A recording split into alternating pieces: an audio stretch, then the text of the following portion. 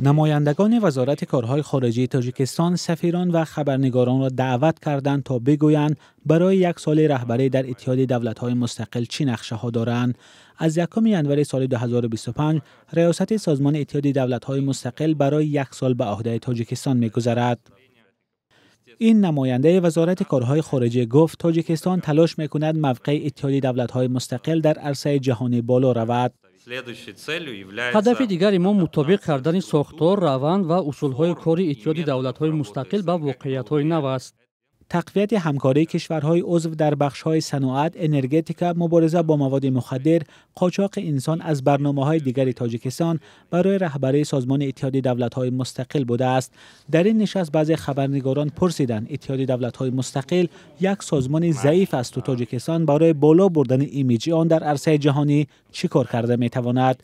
احمد سید مرادزاده نماینده وزارت کارهای خارجه تاجیکستان گفت به این نظر که اتحاد دولت‌های مستقل یک سازمان ضعیف است راضی نیست.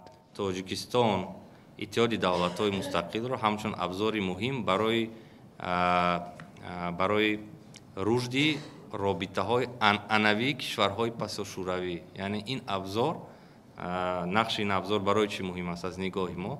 چون که در دوره آغاز استقلال دولتی، سالهای اول استقلال دولتی کشورهای پساشوروی از جمله تاجیکستان در این منطقه، در این حوزه ابزار وجود نداشت که اما رابطه های انوی را حفظ کند و رشد کند و یکی از هدفهایی که اسنگ با نتیجهش رسیده است در مجموع این برقرار و تامین کردن مکالمه استواری آن و رابطه‌های انوی آن کشورهای پساشوروی است.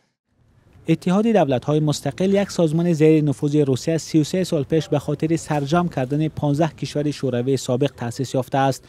آذربایجان و ارمنستان، بلاروس، قزاقستان، قرقیزستان، مولداوا، روسیه، تاجیکستان، ترکمنستان و ازبکستان و اوکراین شامل این سازمان هستند.